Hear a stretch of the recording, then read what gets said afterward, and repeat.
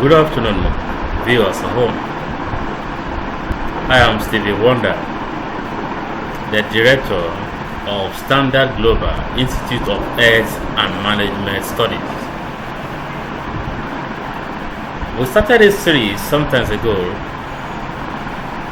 that has to do with management, organization management.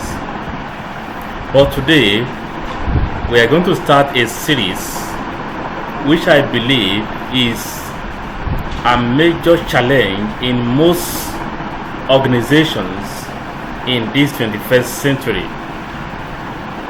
And what is that series all about?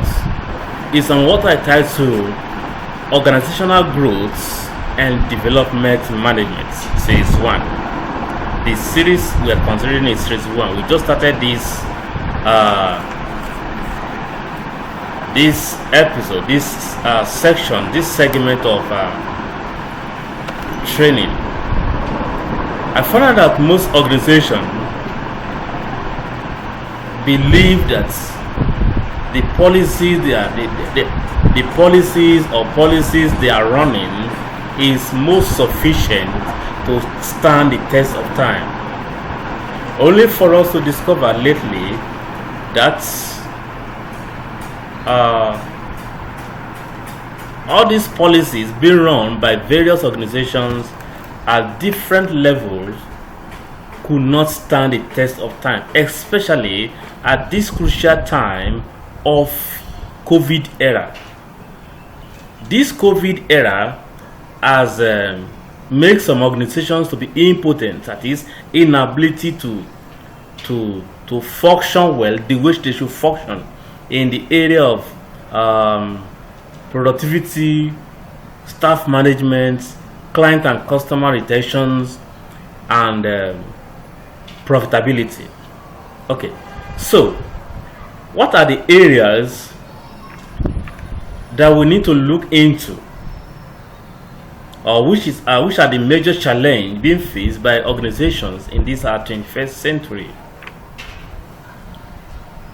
We have operational challenge. And when an organization is facing organizational challenge, productivity will drop, high performance will reduce. That is number one.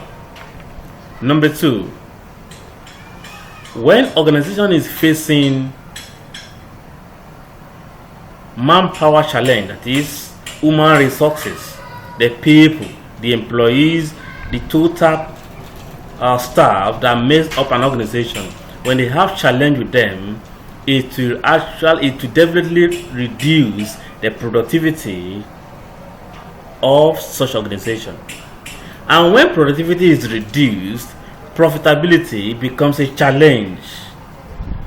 And when profitability becomes a challenge, it will definitely affect the duty of the management of such organization to in the area of payment of their staff, or giving incentive, or giving motivations that could enhance more discharge of the high performance. And listen to this statement. This is where most organizations have challenge. They believe that once an employer employs, or when an employee is being employed into an organization, whatever this bargain and agreed on in terms of payment, that is salary, is the only thing such employee is entitled to in that organization. I tell you, with time, the performance of the product, that is the morale for high performance of such employee will drop. Why? You will discover that over at a time, that bargained amount will no longer be able to cater for some needs, and that will now result to yearning for increments. And if increment is not coming forth, what do you expect? You will expect a low performance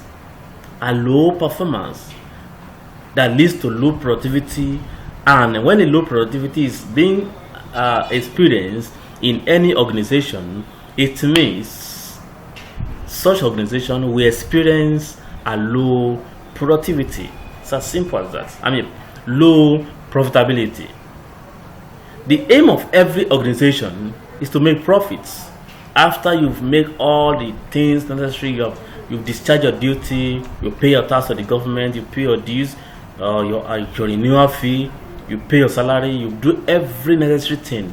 There must still be something tangible left over for the owner of this organization, the founder or the CEO or the chairman of the company. Now, this is a training that is coming to you freely. Like I said, we have a management body, a registered management body, Stardust Global Institute of Health and Management Study. I am the coordinator, the director of the institute. We also have another section of our organization that is into consulting. That's consulting. That's into consulting. That is a Stardust Global Consult Limited. What is the aim of bringing out consulting firm from a management institute? Is to address critical issues that most organizations of various sectors are being facing, or they are being faced, based on the situation of things in the nation and the world at large. Okay, let's go straight to this business. Like I said, we are dealing with organizational growth and development management, series 1. Organizational growth and development management, series 1. What does it mean to say what does it mean by, or what does organizational growth and development management really mean? Okay, number 1, I will quickly say the objective-based methodology used to initiate a change of system. Okay, let me put it this way. Let me not speak too much of grammar.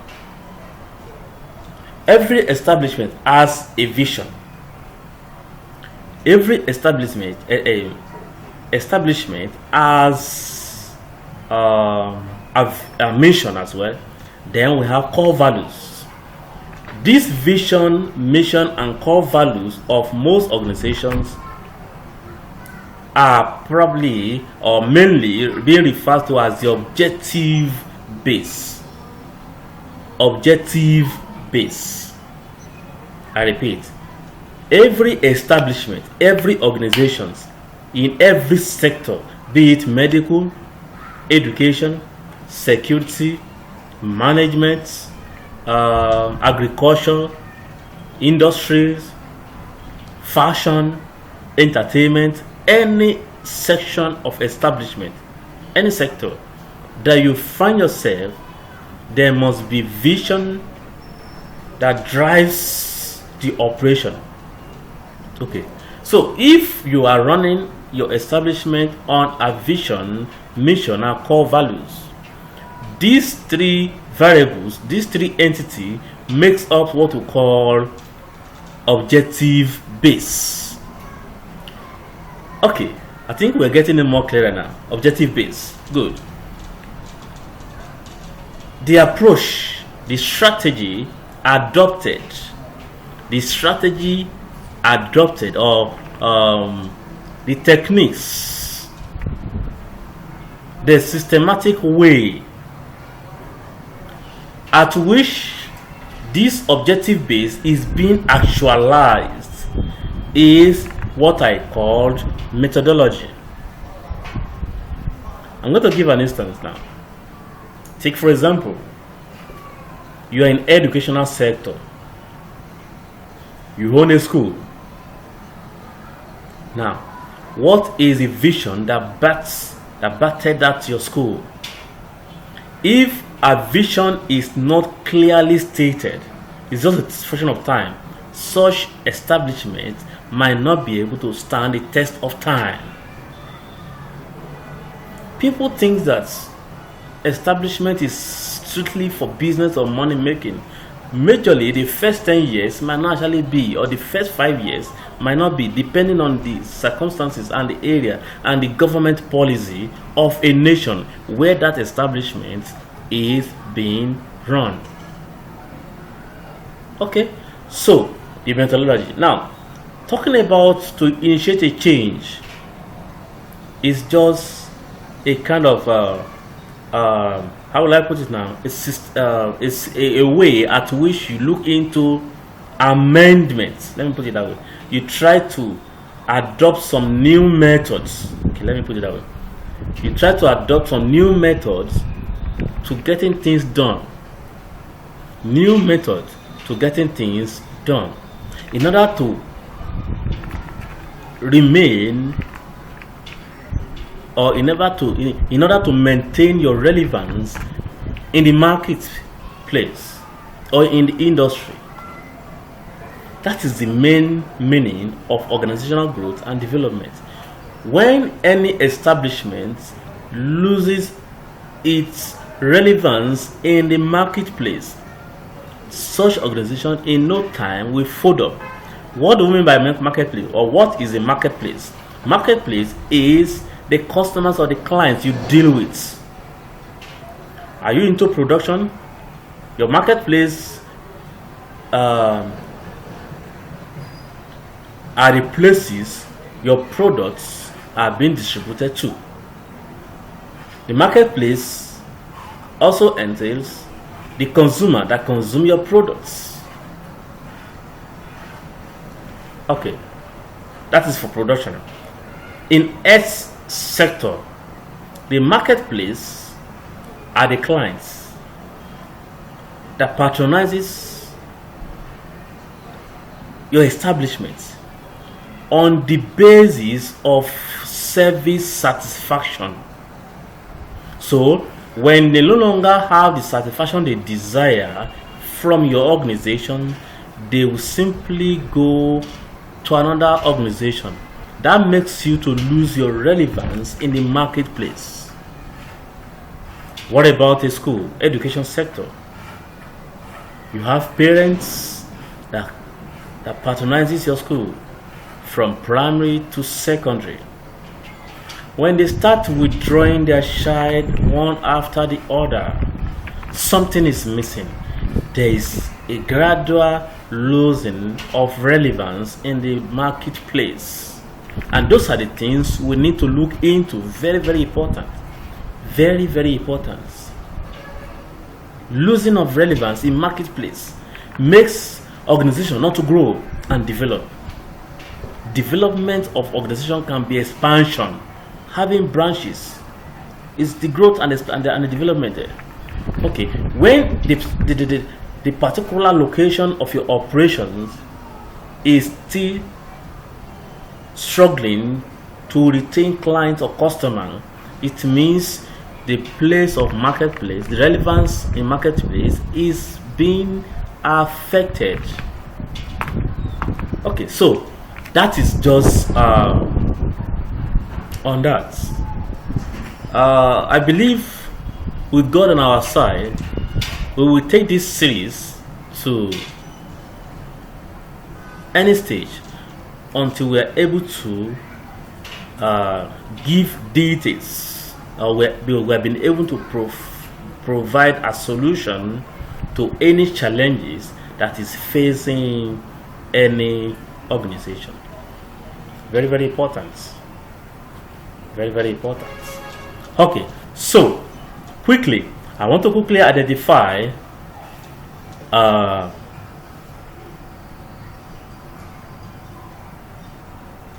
process involved in organizational growth and development management. The process. What are the processes that are involved in this before you can say, oh, truly an organization or an establishment of any sector is growing. We have a legal sector of establishment. Don't forget, for every legal section, what I mean by legal, that is the law practitioners, the law agency, the law firm.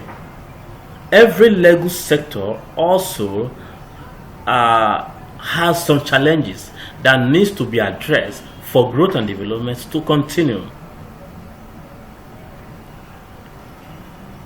Health sector, like I said earlier, education sector, security sector, commercial sector,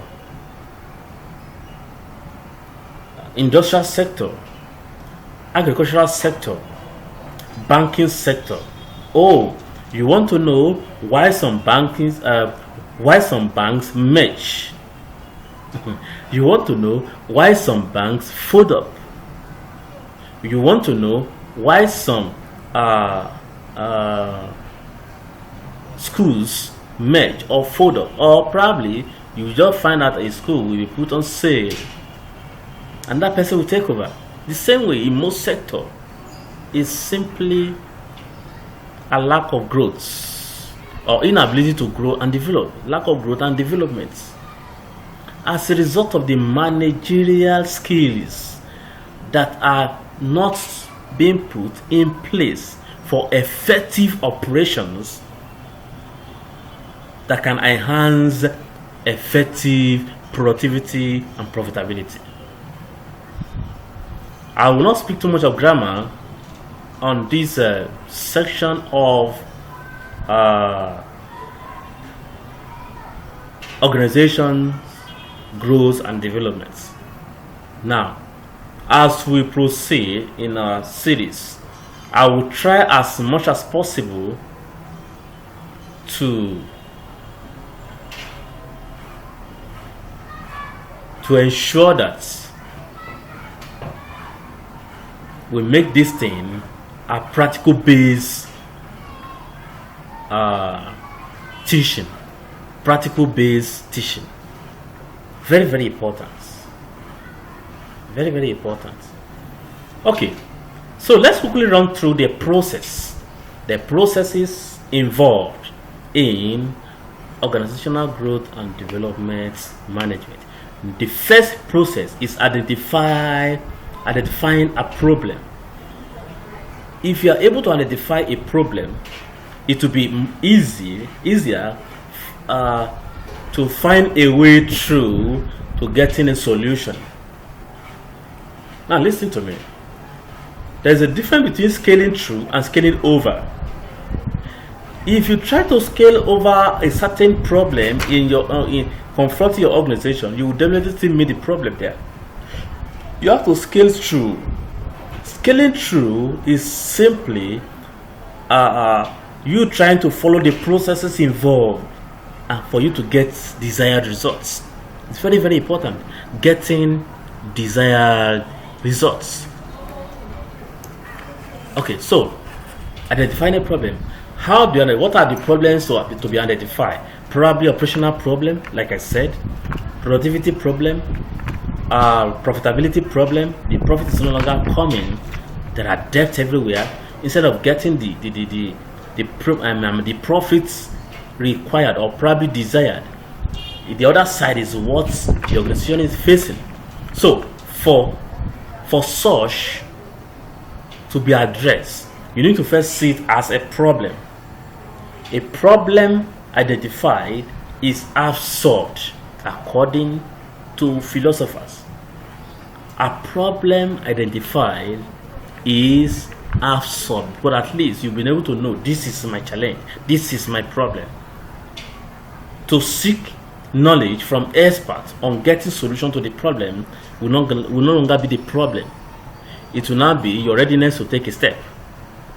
I repeat, when a problem is identified, it is believed to be half solved. You know why?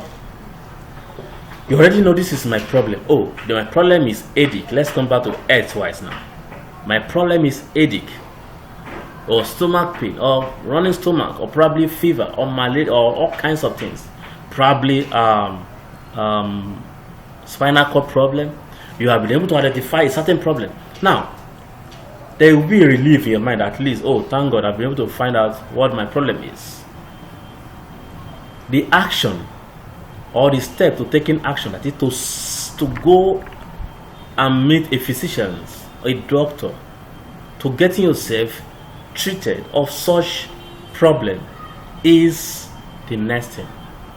If you now fail to take the step of action, it means the problem identified continues to be or remains a problem. Okay, so that is process number 1. You need to first identify, you need to first state it out. State most things out and let it be properly and clearly documented. Oh, we have what we call sales challenge. When you have challenge with your sales, your income become affected negatively. That is the honest truth. When you can no longer sell your products the way you have planned it in the beginning, the income to achieve will be reduced and drastically. Then it will now affect other aspects of the financial obligations of the organization. Financial obligations, salary is there, or wages, fueling is there, that is for power supply, miscellaneous budgets are there. Okay, a lot of things are needed which are referred to as financial obligations. It is something that you can avoid. You can avoid it. Okay, so when we talk about identifying a problem, you need to first go and sit back. What is the major challenge that you call people together? Only one head cannot make a way out. Only one head. So it's a group work. Okay, it's a group work. So that is why in the aspect of trying to define what organizational growth and development is, you need to understand that it has to do with what we call transfer of information. Are you with me now? Transfer of what? Information, that is, or probably a shift in communication. A shift or rotation in communication. Take for example, there is a gathering of what? Of staffs or management body. Mr. A, Mr. B, Mrs. C, Mrs. D, and Mr. E are on the seats with the top managers and the CEO himself or herself. Okay, and the question will now be that this is our observation. We discover that the way this organization is actually moving is not to the expected rate.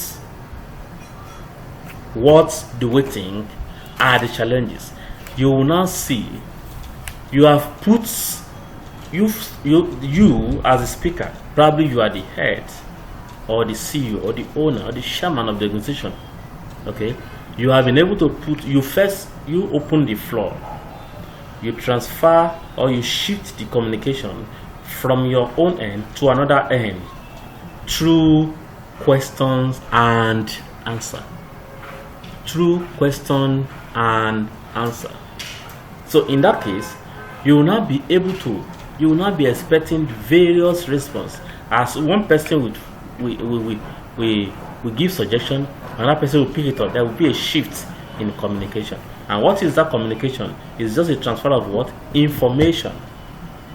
Now listen, a communication is a transfer of information on the basis of getting a greater understanding of a certain thing or an entity to a preferred solution to a problem. Don't forget. Number 2 of the process involved in organizational growth and development management is set a measurable goals. That is, you have been able to identify the problem. You will now say, okay, part of the measurable goal, that is achievable goal, are this problem achievable? Can it be solved Yes, it can be solved. No problem. There is no problem that doesn't have a solution. That is the basis. You will not set a target. Setting of target is simply what I mean by setting a measurable goals. Okay, within a test of so period, maybe in 6 months, we will put some things in place and see what our outcome will be. That is process number 2. As you are setting that measurable goals, it is not going to be for one person. It can't be on one person's shoulder.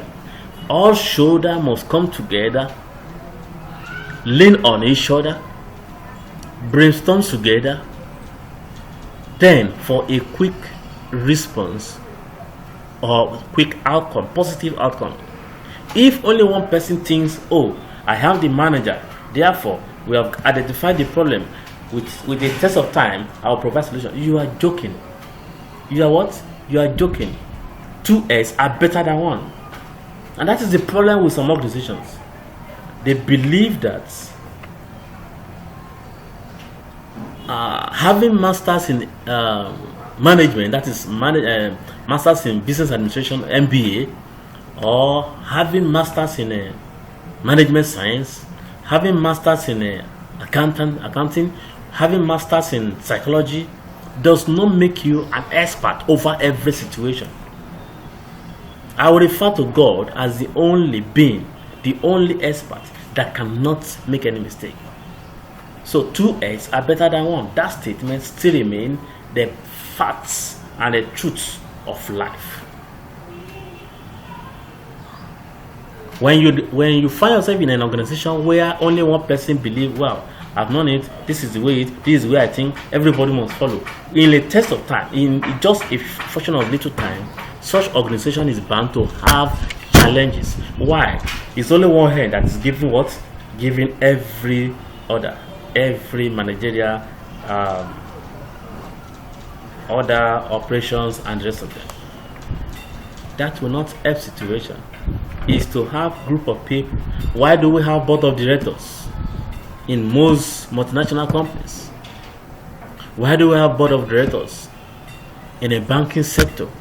It's because, why is it that maybe the person that owns the bank or that found the bank or the person that found the multinational company should just believe that, wow, I am the owner, I am the CEO, therefore I can do things that is preferable to me, or probably that I feel like based on the knowledge acquired in the university. In the real life and the growth of any establishment, university education cannot withstand it. If university education can withstand it, professors will not be having challenge. Are you getting my point now? If university education can withstand the test of real life in the area of establishment or organization, banks will not be merging. They will not merge up, or they will not even fold up. Schools will not fold up. Hospitals will not fold up. Market section will not fold up. Law firm will not fold up. Are you with me now? Transportation companies will not fold up. That is to tell you that such situation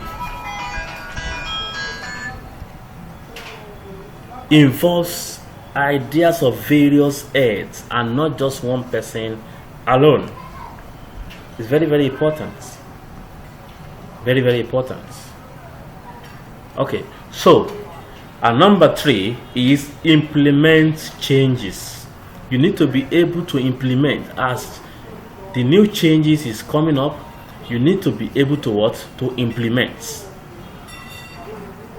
You need to be able to implement. Very, very important. Very, very important. Very, very important. The last one is analyze results. after the given period of time, come back again to sit together and brainstorm. Okay, what have we been able to achieve with this period of time? It will help situation. It will help situation.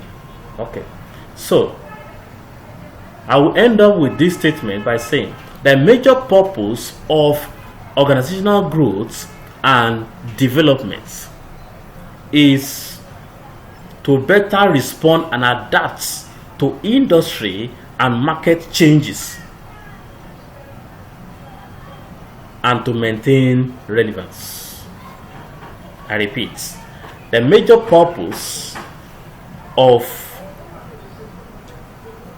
organizational growth and development management is to enable an organization to better respond and adapt to industry and market changes, and also to maintain relevance.